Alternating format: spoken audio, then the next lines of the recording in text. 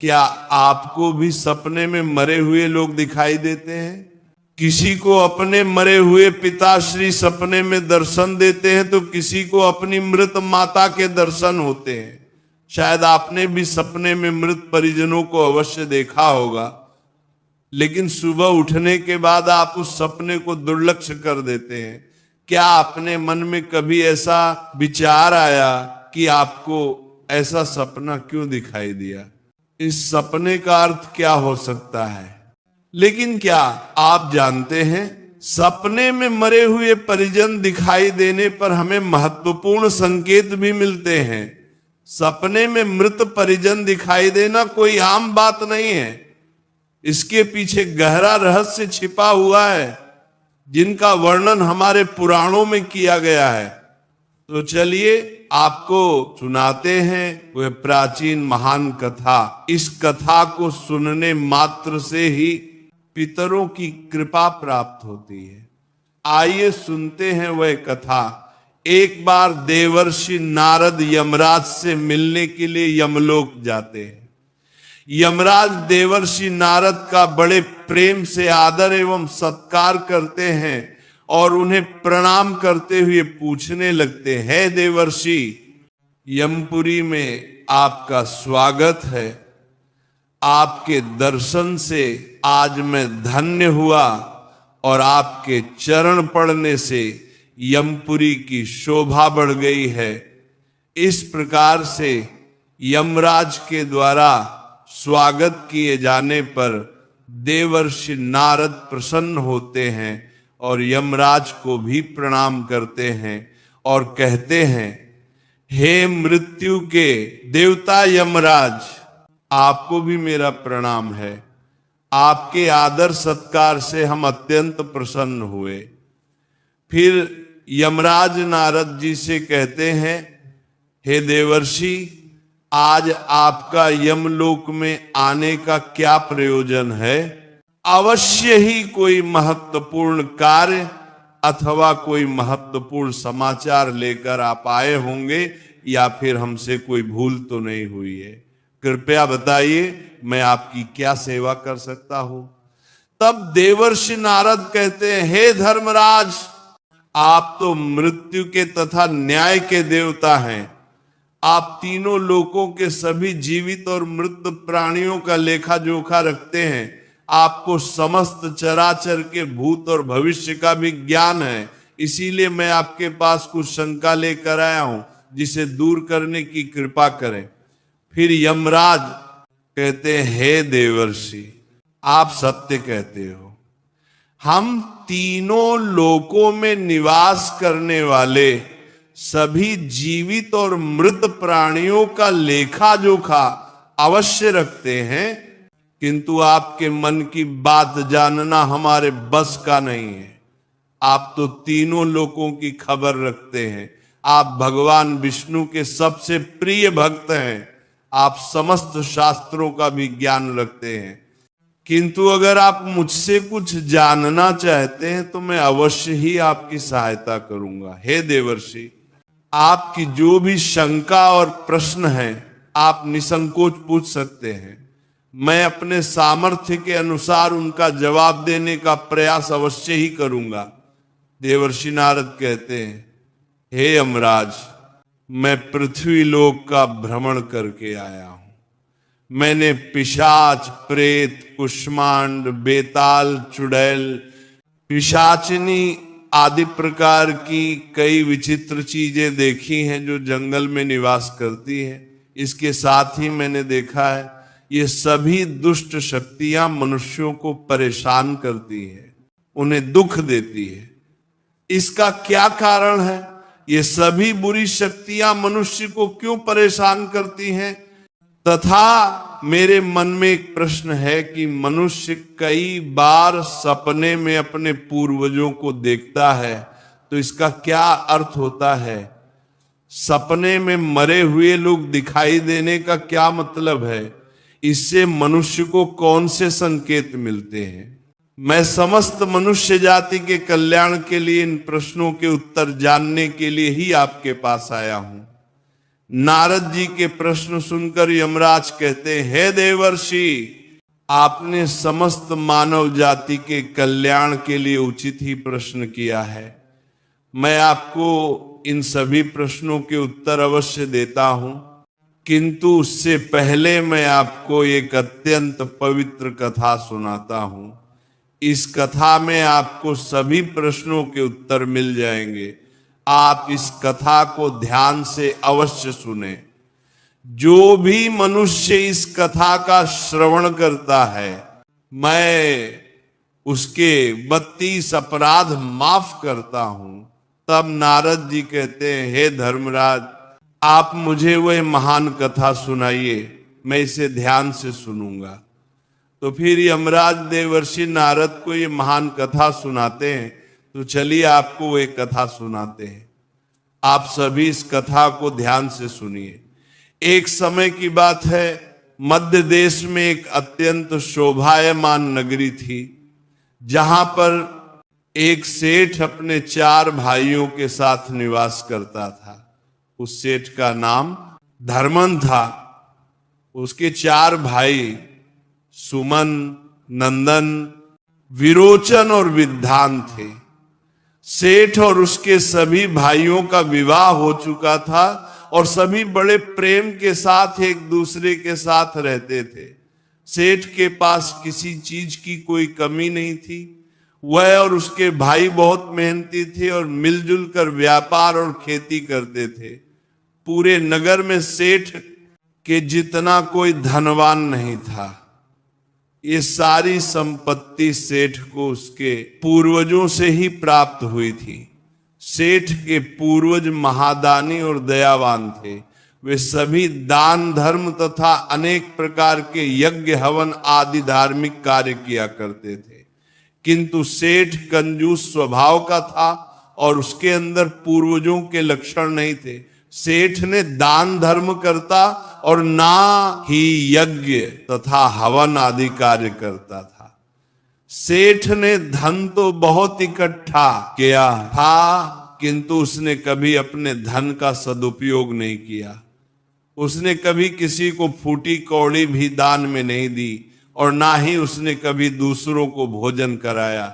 सेठ के पूर्वज तो मंदिरों में भंडारा दिया करते थे, गरीबों को वस्त्र तथा अन्न का दान किया करते थे। लेकिन सेठ ने अपने पूर्वजों का कभी अनुसरण नहीं किया। वह हमेशा ही धन कमाने में और धन का संचय करने में लगा रहता था, जिससे उसके पास बहुत सारी धन संपत्ति तो हो गई, लेकिन उसके पूर्वज उससे बहुत दुखी और नाराज हो गए। फिर पितृपक्ष आया। पितृपक्ष में सभी पूर्वज अपने पुत्रों के द्वारा श्राद्ध और तर्पण की अपेक्षा कर रहे थे, किंतु उनके किसी भी पुत्र ने अपने पूर्वजों के लिए श्राद्ध किया और ना ही तर्पण किया। उन्होंने ना दान धर्म किया और ना ही किसी भूखे प्राणी को भोजन कराया। अपने पुत्रों को ऐसी दुष्टता देखकर सभी पितृगण अत्यंत दुखी हुए। सेठ के पूर्वजों को अपने पुत्र का व्यवहार ठीक नहीं लगता था। इसी कारण से वह पितृलोक में भी दुखी ही रहा करते थे। धन कमाने के लालच में सेठ इतना उन्मत्त हो गया कि वह अपने पूर्वजों को भी भूल गया और उसने अपने पूर्वजों का श्राद्ध तथा तर्पण आदि कार्य करना भी बंद कर दिया, जिससे उसके पूर्वजों की आत्मा की तृप्ति नहीं होती थी। वे अपने पुत्र के ऐसे व्यवहार से दुखी रहने लगे। फिर एक दिन उस सेठ के पूर्वज चर्चा करते हैं। वे एक दूसरे से कहने लगते हैं, हमारा बड़ा ही दुर्भाग्य है जो हमारे कुल में इतने स्वार्थी और लालची पुत्रों का जन्म हुआ है। हमारे पुत्र हमारे लिए श्राद्ध करते हैं और ना ही दान धर्म करते हैं। हमारे पुत्रों के कुकर्मों के कारण हमारा पतन हो रहा है। इस प्रकार से विचार करके वे सभी पितृ अपने पुत्रों से मिलने के लिए जाने के विषय में सोचने लगते हैं और कहते हैं हमें यमराज के पास जाना चाहिए, अब वे ही हमारी इस समस्या का समाधान कर सकते हैं। हम सभी यमराज के पास जाकर उनसे हमारे पुत्रों को मिलने के लिए जाने की अनुमति मांगेंगे। फिर सभी पितृगण आकाश मार्ग से उठते हुए पितृलोक से यमलोक में यमराज के पास जाते हैं। वहां पर जाकर वे सभी यमराज को नमस्कार करते हैं। पितृगणों को यमपुरी में आया हुआ देखकर यमराज भी उनका स्वागत करते हैं और उनके आने का कारण पूछते हैं। तब सभी पितृ हाथ जोड़कर अपना दुख बताने लगते हैं। वे सभी पितृ यमराज से कहते हैं, हे धर्मराज, हमारे पुत्रों की मति भ्रष्ट हो गई है। हमारे पुत्र न दान करते हैं और न श्राद्ध और तर्पण करते हैं। उनके अशुभ आचरण से हमारा पतन हो रहा है। वे कभी दान धर्म नहीं करते हैं, जिस कारण से हमारी संतुष्टि नहीं हो रही है। कृपया आप हमें हमारे पुत्रों से मिलने के लिए एक बार जान दे। हम हमारे पुत्रों को समझाकर लौट आएंगे। उन्हें शास्त्रों का ज्ञान देकर फिर से यमलोक लौट आएंगे। तब यमराज ने उन्हें आज्ञा देते हुए कहा, हे महात्माओं, तुम अपने पुत्र को मिलने के लिए तो नहीं जा सकते, किंतु तुम अपने पुत्र को स्वप्न के माध्यम से संकेत अवश्य दे सकते हो। इसीलिए आप सभी अपने पुत्रों को उनके सपने में जाकर संकेत देकर उन्हें अपना दुख समझा सकते हैं। फिर वे सभी पितृ इस बात पर सहमत हो जाते हैं और एक एक करके अपने सभी पुत्रों के सपनों में जाकर उन्हें दर्शन देते हैं। सबसे पहले वे अपने बड़े पुत्र के अर्थात उस सेठ धर्मन के सपने में उसे दर्शन देते हैं और उसे संकेत देते हैं, किंतु उनका बड़ा पुत्र उनके संकेतों को समझ नहीं पाता है। दूसरे दिन जागने पर वह उस सपने को भूल जाता है और अपने पितरों के द्वारा दिए गए संकेतों को भी नजरअंदाज कर देता है। इससे वे सभी पितृगण फिर से निराश हो जाते हैं और फिर सभी पितृगण अन्य पुत्रों के सपनों में जाकर भी उन्हें दर्शन देने लगते हैं तथा उन्हें अनेक प्रकार के संकेत भी देते हैं। लेकिन उनके बाकी पुत्र भी उन संकेतों को दुर्लक्ष्य कर देते हैं। कोई भी अपने पूर्वजों के द्वारा बताए हुए संकेतों को समझ नहीं पाता है, जिससे सभी पितृगण अत्यंत दुखी और नाराज हो जाते हैं। सेठ और उसके भाई धन कमाने के लालच में पूरी तरह अंधे हो चुके थे। उन्हें पूर्वजों के प्राप्त द्वारा दिव्य संकेतों का महत्व कुछ भी नहीं लगता था, किंतु पितरों के स्वप्न में दर्शन देने के कुछ ही दिनों के बाद उस सेठ को व्यापार में नुकसान उठाना पड़ता है। उसे व्यापार में बहुत ज्यादा घाटा होने लगता है, जिससे उसकी सारी धन संपत्ति नष्ट हो जाती है। सभी भाइयों में वाद विवाद और लड़ाई झगड़े होने लगते हैं। पूर्वजों द्वारा जमा की हुई सारी जमीन जायदाद को वे बेच डालते हैं और पूरी तरह से बर्बाद हो जाते हैं। सभी भाई एक दूसरे से अलग हो जाते हैं और अपना अपना पेट पालने में लग जाते हैं। उधर स्वर्ग लोक में पितरों को अपने पुत्रों की ऐसी दुर्गति देखकर बहुत पीड़ा होने लगती है। सभी पितृगण अत्यंत दुखी और उदास हो जाते हैं। फिर से वे सभी यमराज के पास जाते हैं और कहने लगते हैं, हे धर्मराज, हमसे हमारे पितरों की ऐसी दुर्गति नहीं देखी जाती है। हमारे द्वारा किए गए सभी पुण्य कर्मों को हमारे पुत्रों ने नष्ट कर डाला है।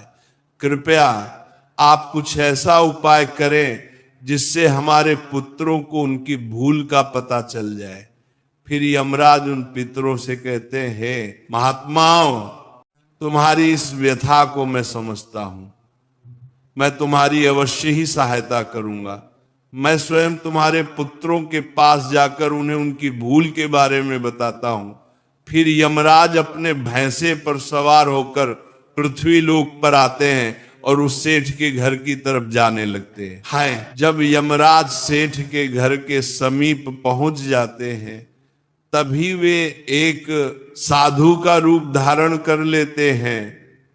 सबसे पहले वो उस सेठ के घर पर जाते हैं तो वो सेठ अत्यंत बीमार पड़ा हुआ होता है। द्वार पर जाकर यमराज खाने लगते हैं, भिक्षाम देही भिक्षाम देही, क्या घर में कोई है ही मैं तुम्हारे द्वार पर? एक साधु आया है जो बड़े दूर से यात्रा करके आया है, कोई हो तो भिक्षा दो, भिक्षाम देही। द्वार पर आए साधु को देखकर उस सेठ की पत्नी सुनंदा उनका स्वागत करती है और कहती है, पधारी। हे साधु महाराज, आपका स्वागत है, कहिए मैं आपकी किस प्रकार से सहायता कर सकती हूं? वे साधु रूपी यमराज कहते हैं, हे देवी, मैं भूखा हूं और यात्रा पर निकला हूं, यदि दान में कुछ भोजन मिल जाए तो बड़ी कृपा होगी। फिर सेठ की पत्नी कहती है, ठीक है साधु महाराज, आप रुकिए, मैं अभी आपके लिए कुछ भोजन लेकर आती हूं।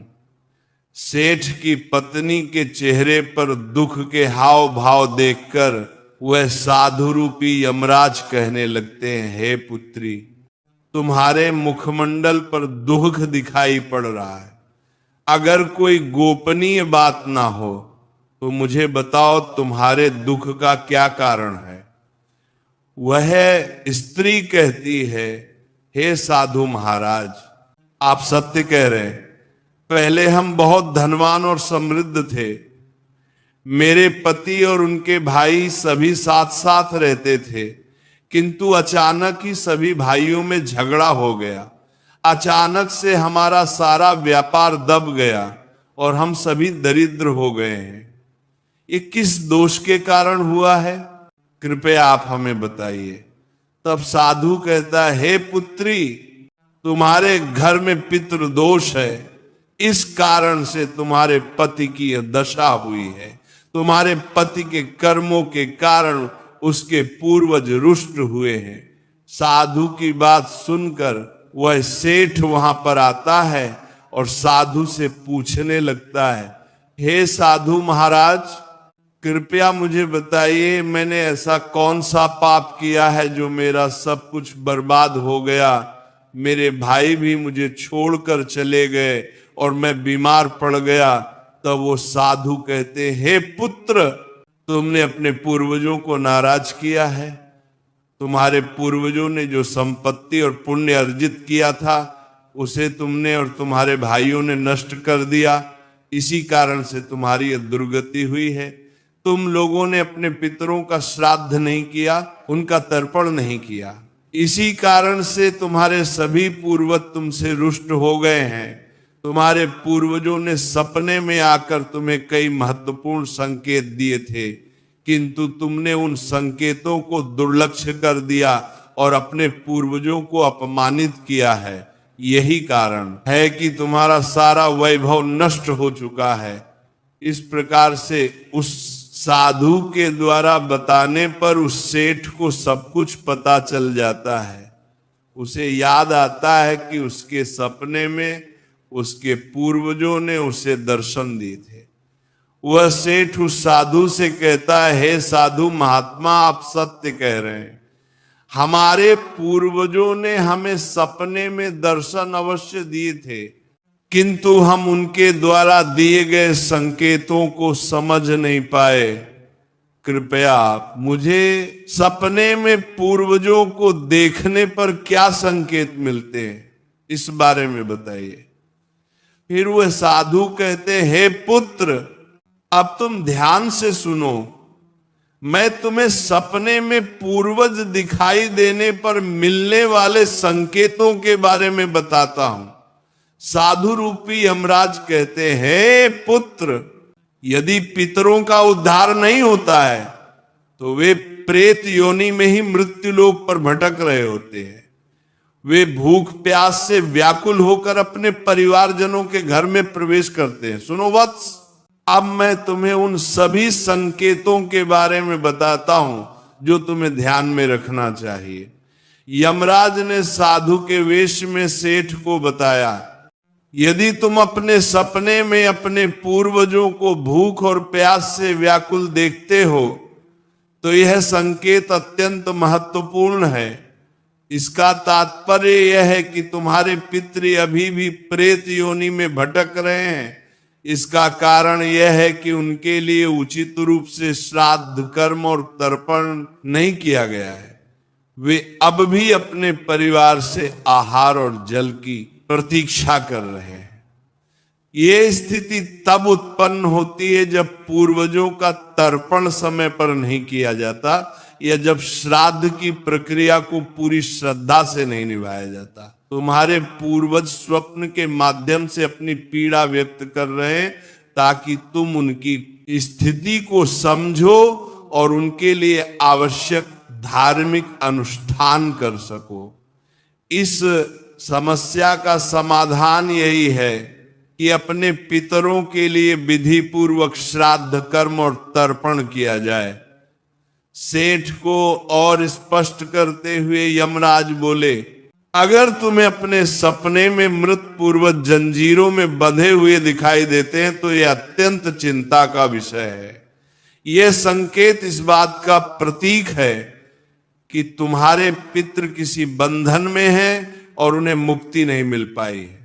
ये स्थिति तब उत्पन्न होती है जब उनके श्राद्ध या तर्पण समय पर नहीं किए जाते या उनके लिए आवश्यक धार्मिक कृत्य अधूरे रहते हैं। ये दर्शाता है कि पितरों की मुक्ति में बाधाएं उत्पन्न हो रही हैं। इस समस्या का समाधान भी यही है कि तुम दान, श्राद्ध और तर्पण का आयोजन करो ताकि पितरों की आत्मा को शांति मिल सके और वे अपने बंधनों से मुक्त हो सके। यमराज ने गंभीरता से कहा, अगर तुम्हारे पूर्वज सपने में मैले और फटे पुराने वस्त्र पहने हुए दिखाई दें तो यह अत्यंत अशुभ संकेत है। ये इस बात का प्रतीक है कि तुम्हारे पितृ अत्यधिक दुखी और पीड़ित हैं। वे प्रेत योनि में भटक रहे हैं और उनकी आत्मा को शांति प्राप्त नहीं हो पा रही है। ये तब होता है जब उनके लिए श्राद्ध कर्म, तर्पण और पिंडदान नहीं किया जाता। इसलिए जब भी इस प्रकार का सपना आए, अपने पूर्वजों की आत्मा की शांति के लिए तुरंत पिंडदान और तर्पण करना अनिवार्य होता है। सेठ से बात करते हुए यमराज ने समझाया, अगर तुम्हारे पूर्वज सपने में तुमसे कुछ मांगते हुए दिखाई दें तो यह इस बात का संकेत है कि उनकी कोई अधूरी इच्छा बाकी रह गई है। उनके जीवन काल की कोई अभिलाषा अधूरी रह गई थी जो उन्हें मुक्ति प्राप्त करने में बाधा डाल रही है। ऐसे सपनों में यह देखना महत्वपूर्ण है कि वे किस प्रकार की वस्तु की मांग कर रहे हैं। तुम्हें उसे वस्तु या उसकी समरूप चीज का दान करना चाहिए ताकि उनके अधूरे कार्य पूर्ण हो सके और उनकी आत्मा को शांति प्राप्त हो सके। जब उनकी इच्छाएं पूरी हो जाती हैं तो वे प्रेत योनि से मुक्ति पा लेते हैं। यमराज ने सेठ की ओर देखते हुए कहा, यदि सपने में तुम्हारे पूर्वज तुम्हारे सर पर हाथ फेरते हुए दिखाई दें तो यह अत्यंत शुभ संकेत होता है। इसका अर्थ यह है कि तुम्हारे पूर्वज तुमसे अत्यधिक प्रसन्न हैं और तुम्हें अपना आशीर्वाद दे रहे हैं। ऐसे सपने इस बात का प्रतीक होते हैं कि तुम्हारे जीवन में कुछ अच्छा होने वाला है और तुम्हारे पूर्वज सदैव तुम्हारे साथ रहकर तुम्हारी रक्षा कर रहे हैं, ये संकेत तुम्हारे पितरों की प्रसन्नता का प्रतीक है, जो उनके आशीर्वाद के रूप में प्रकट हो रहा है। यमराज ने समझाया, अगर तुम्हारे पूर्वज सपने में तुम्हारी ओर हाथ बढ़ाते हुए दिखाई दे तो यह अत्यंत शुभ संकेत है। इसका अर्थ यह है कि तुम्हारे पितृ प्रयासों से संतुष्ट हैं और तुम्हें जीवन में सफलता मिलेगी। ऐसे सपने देखना यह दर्शाता है कि तुम्हारे पितृ तुम्हारे साथ हैं और वे तुम्हारी उन्नति और सफलता के लिए आशीर्वाद दे रहे हैं। इस प्रकार के सपने आने पर तुम्हें सुनिश्चित करना चाहिए कि तुम सही मार्ग पर चल रहे हो। यमराज ने चिंतित स्वर में कहा, यदि सपने में तुम्हारे पूर्वज अचानक अदृश्य हो जाते हैं तो ये एक अशुभ संकेत होता है। इसका अर्थ है कि तुम्हारे जीवन में कोई संकट आने वाला है और तुम्हें सावधान हो जाना चाहिए। ये सपना इस बात का सूचक है कि निकट भविष्य में कोई बड़ी कठिनाई तुम्हारे सामने आ सकती है। ऐसे सपनों से यह सीख मिलती है कि हमें मानसिक और आध्यात्मिक रूप से किसी भी आने वाले कष्ट के लिए तैयार रहना चाहिए। सेठ को और अधिक गंभीर होते हुए यमराज बोले, अगर सपना में तुम्हारे पूर्वज क्रोधित अवस्था में दिखाई दें तो ये इस बात का संकेत है कि वे तुमसे नाराज हैं। इसका अर्थ ये है कि तुम कोई ऐसा कार्य कर रहे हो जो उन्हें पसंद नहीं है और वे चाहते हैं कि तुम उस कार्य को बंद कर दो। ये एक चेतावनी है कि तुम्हारे कर्मों में कोई कमी है और तुम्हें अपने मार्ग पर विचार करना चाहिए। इस प्रकार का सपना आने पर तुम्हें अपने कार्यों की समीक्षा करनी चाहिए और सही मार्ग पर चलने का प्रयास करना चाहिए। यमराज ने दुख भरे स्वर में कहा, अगर तुम अपने सपने में अपने पूर्वजों को रोते हुए देखो तो ये अत्यंत अशुभ संकेत है। ये इस बात का प्रतीक है कि तुम्हारे जीवन में कोई बड़ा संकट आने वाला है और तुम्हारे पूर्वज उस संकट से बहुत दुखी हैं। ये सपना इस बात की चेतावनी देते हैं कि तुम्हें सतर्क हो जाना चाहिए और ईश्वर की भक्ति में मन लगाना चाहिए ताकि संकट से तुम्हारी रक्षा हो सके। यमराज मुस्कुराते हुए बोले, यदि सपने में तुम्हारे पूर्वज स्वस्थ, प्रसन्न और तेजस्वी दिखाई दे तो यह अत्यंत शुभ संकेत है। इसका अर्थ है कि तुम्हारे पितरों को मुक्ति मिल चुकी है और वह तुमसे प्रसन्न है। ऐसे सपने इस बात का संकेत होते हैं कि तुम्हारे पितृ तुम्हें आशीर्वाद दे रहे हैं और तुम्हारे जीवन में सुख, शांति और समृद्धि आने वाली है। यह संकेत ये दर्शाता है कि तुम सही मार्ग पर हो और तुम्हारे पूर्वज तुम्हारी प्रगति से संतुष्ट हैं। यमराज ने चेतावनी भरे स्वर में कहा, अगर पितृपक्ष के दौरान तुम्हें सपने में घोड़ा, हाथी, बैल या कोई विपरीत मनुष्य दिखाई दे तो ये इस बात का संकेत है कि तुम्हारे पितरों की मुक्ति नहीं हुई है और वे अभी प्रेत योनि में भटक रहे हैं। ये इस बात का भी संकेत है कि वे तुमसे अत्यंत दुखी हैं। ऐसे संकेत मिलने पर तुम्हें तुरंत पितरों की संतुष्टि के लिए दान और श्राद्ध करना चाहिए ताकि उनकी आत्मा को शांति मिल सके। अंत में यमराज बोले, यदि तुम्हें सपने में कोई जानवर जैसे कुत्ता, बैल, गाय या अन्य पशु मनुष्य की तरह बात करते हुए दिखाई दे तो यह अत्यंत विचलित करने वाला संकेत है। इसका अर्थ यह है कि तुम्हारे पितरों की आत्मा को शांति नहीं मिल रही है।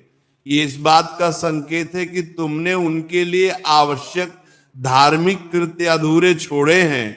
इस स्थिति में तुम्हें तर्पण, पिंडदान या अन्य धार्मिक अनुष्ठान करके अपने पितरों की आत्मा की शांति के लिए प्रार्थना करनी चाहिए।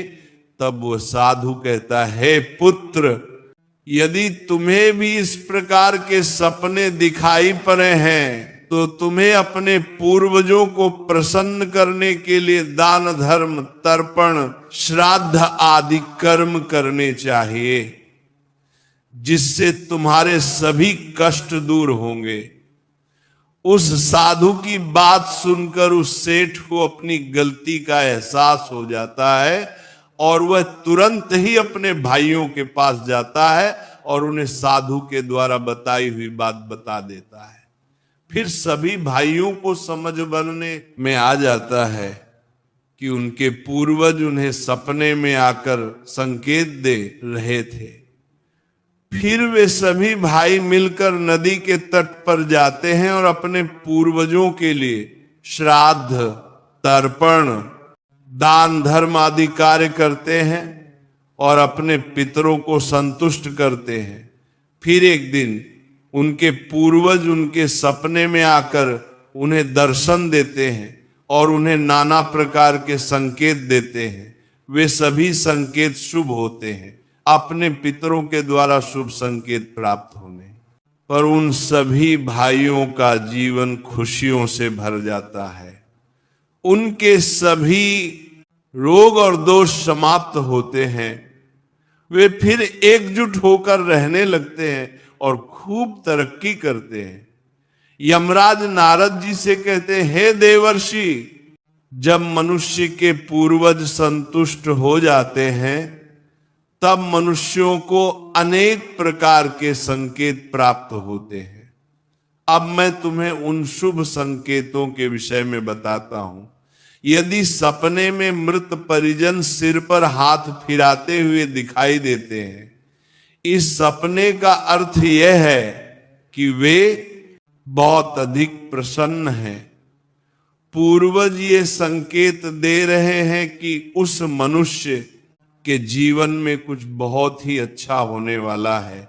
यदि पूर्वज मनुष्य की ओर हाथ बढ़ाते हुए दिखाई देते हैं तो पूर्वज यह संकेत दे रहे हैं कि मनुष्य जो भी काम कर रहे हैं उससे वे संतुष्ट हैं और उसे उस कार्य में अवश्य ही सफलता प्राप्त होगी।